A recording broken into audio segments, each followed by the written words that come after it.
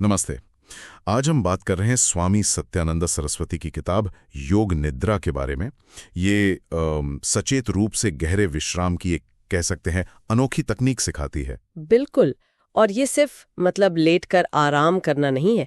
किताब के हिसाब से ये एक पूरा सिस्टम है, एक तरीका जिससे शरीर, मन, यहाँ तक कि भावनाएं भी पूरी तरह शांत हो सकती हैं। अच्छा। हाँ, इसे जागरूक नींद भी कहते हैं। शरीर तो सो रहा है पर आपकी चेतना वो जगी हुई है और गहरे लेवल पर काम कर रही है। तो ये आया कहाँ से, इसकी शुरुआत?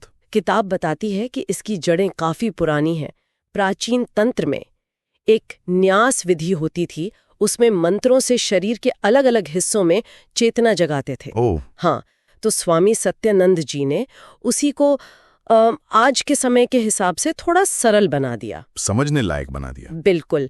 और ये जानना जरूरी है कि ये ऊपरी इनाम से कहीं ज्यादा गहरा है। कितना गहरा? जरा सोचिए, किताब में एक दावा है कि योग निद्रा का सिर्फ 1 घंटा आपको उतना आराम दे सकता है जितना बिना जागरूकता वाली 4 घंटे की नींद। क्या बात है, 1 घंटे में 4 घंटे का आराम, ये तो कमाल है। हाँ, आजकल की जो भागदौड़ वाली जिंदगी है, जहां स्ट्रेस और उससे जुड़ी बीमारियां जैसे डायबिटीज, हाइपरटेंशन, ये सब कितना आम है, तो उसमें तो ये तकनीक बहुत काम की हो सकती है। बिल्कुल हो सकती है। पर ये काम कैसे करती है? सिर्फ आराम करने से इतना गहरा असर कैसे होता है? कोई खास वजह? अच्छा सवाल है। देखिए, ये इसलिए असरदार है क्योंकि ये तनाव की जड़ पर काम करती है। ये सिर्फ आपकी मसल्स का तनाव ही कम नहीं करती। अच्छा। बल्कि जो अंदर गहरे दबे हुए भावनात्मक और मानसिक बोझ है ना, उनको भी हल्का करती है। ओहो, इमोशनल लेवल पर भी? हाँ बिल्कुल। और इसमें एक बहुत खास चीज है, संकल्प। संकल्प? वो क्या होता है? वो एक छोटा सा बिल्कुल पॉजिटिव वाक्य होता है जिसे आप अभ्यास के शुरू में और आखिर में मन ही मन दोहराते हैं। अच्छा, जैसे कोई इरादा? हाँ बिल्कुल, एक इरादा। ये एक बीज की तरह है जिसे आप अपने सबकॉन्शियस मन में बोते हैं और फिर धीरे धीरे समय के साथ ये आपके स्वभाव में, आपकी पर्सनैलिटी में बड़े बदलाव ला सकता है।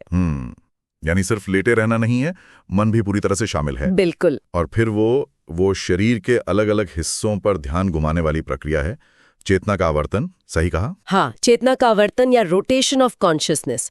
इसमें आप अपनी जागरूकता को, अपनी अवेयरनेस को एक तय क्रम में शरीर के हर एक हिस्से से गुजारते हैं, पैर के अंगूठे से शुरू होकर सिर तक और फिर वापस। अच्छा। और किताब समझाती है कि ये सिर्फ कोई दिमागी कसरत नहीं है। इसका सीधा कनेक्शन हमारे ब्रेन के उस हिस्से से है जो शरीर को महसूस करता है और कंट्रोल करता है। विज्ञान में उसे मोटर होमनकुलस या सेंसरी मोटर कॉर्टेक्स कहते हैं। ओह। तो जब आप इस तरह ध्यान घुमाते हैं तो आप सीधे अपने ब्रेन को स्टिमुलेट कर रहे हैं और उसे गहरा आराम दे रहे हैं। अच्छा, तो ये दिमाग को शांत करने का एक डायरेक्ट तरीका हुआ। हाँ, कह सकते हैं। क्या ये कुछ वैसा है जैसा पतंजलि योग सूत्र में प्रत्याहार के बारे में बताया गया है, इंद्रियों को बाहर की दुनिया से हटाकर अंदर की तरफ मोड़ना? हाँ, बहुत हद तक इसे प्रत्याहार का ही एक रूप माना जा सकता है। आप बाहरी चीजों से ध्यान हटाकर अपने अंदरूनी अनुभव पर फोकस करते हैं। ठीक है। और हाँ, ये समझना बहुत जरूरी है कि ये सम्मोहन या हिप्नोसिस नहीं है। अक्सर लोग कंफ्यूज हो जाते हैं। अच्छा, क्या फर्क है दोनों में?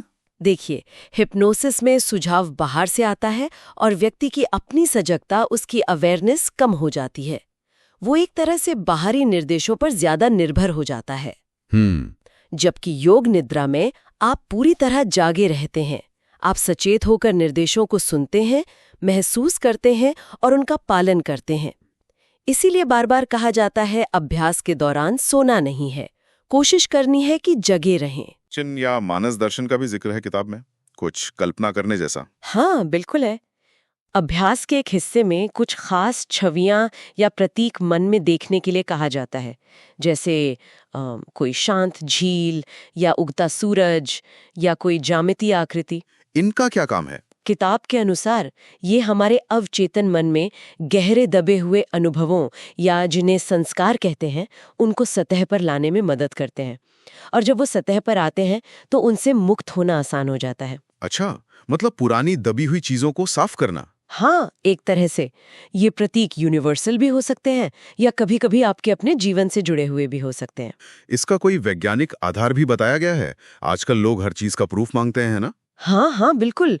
स्रोत बताते हैं कि इस पर ब्रेन वेव स्टडीज भी हुई हैं, मतलब दिमाग की तरंगों का अध्ययन। ओह अच्छा, क्या पता चला? पता चला कि योग निद्रा के अवस्था में दिमाग में अल्फा और थीटा तरंगे ज्यादा एक्टिव होती हैं। अल्फा और थीटा? हाँ, ये वो तरंगे हैं जो गहरे आराम, क्रिएटिविटी और जब हम अपने सबकॉन्शियस माइंड के करीब होते हैं तब ज्यादा दिखती हैं।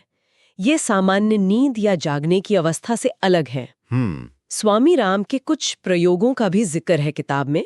उन्होंने योग निद्रा में रहते हुए डेल्टा तरंगे पैदा करके दिखाईं, जो कि बहुत गहरी नींद की तरंगे होती हैं, और वो भी पूरी तरह सचेत रहते हुए। ये आम तौर पर संभव नहीं माना जाता। वाह, सचेत रहते हुए गहरी नींद की अवस्था। हाँ, ये चेतना की क्षमताओं को दिखाता है। तो ये सब जानने के बाद अगर हम सोचें कि एक आम इंसान के लिए रोजमर्रा की जिंदगी में इसका क्या मतलब है, क्या फायदा है? मतलब साफ है, आज के समय में जहां तनाव, थकान, बर्नआउट ये सब बहुत आम बातें हैं, योग निद्रा गहरे आराम पाने और अपनी एनर्जी को, अपनी बैटरी को रिचार्ज करने का एक बहुत ही कुशल, एफिशिएंट तरीका है। सिर्फ आराम या और भी कुछ? नहीं, सिर्फ आराम नहीं। जैसा कि किताब में बताया गया है, इसके और भी फायदे हैं। ये आपकी सीखने की क्षमता और याददाश्त को बढ़ा सकती है। सच में? स्टूडेंट्स के लिए तो ये बहुत अच्छा है। हाँ, और ये बुरी आदतों को छोड़ने में भी मदद कर सकती है संकल्प के जरिए। और शायद सबसे जरूरी बात, ये खुद को बेहतर समझने का, सेल्फ एक्सप्लोरेशन का एक बहुत शक्तिशाली जरिया बन सकती है। तो ये सिर्फ रिलैक्सेशन टेक्निक नहीं, बल्कि एक तरह से सेल्फ इम्प्रूवमेंट टूल भी है। बिल्कुल, ये केवल विश्राम नहीं, बल्कि खुद को गहरे स्तर पर जानने और बदलने की, ट्रांसफॉर्म करने की एक विधि है। तो संक्षेप में कहे तो योग निद्रा एक बहुत ही गहरी तकनीक है जो हमें चेतना के अलग अलग परतों में ले जाती है, जिससे आराम भी मिलता है, हीलिंग भी होती है और सेल्फ अवेयरनेस भी बढ़ती है। सही कहा। और यह हमें सोचने पर मजबूर करती है ना? ये स्रोत हमें चेतना की विशाल क्षमता की ओर इशारा करते हैं। तो सवाल ये उठता है कि हमारी अपनी चेतना के भीतर और कौन-कौन सी ऐसी अज्ञात क्षमताएं, ऐसी पोटेंशियल छिपी हो सकती हैं, जिन्हें हम शायद जानते भी नहीं। हाँ, और जिन्हें योग निद्रा जैसी तकनीकों से शायद उजागर किया जा सकता है। ये वाकई सोचने वाली बात है। इस गहरी और दिलचस्प चर्चा के लिए आपका बहुत बहुत धन्यवाद। धन्यवाद।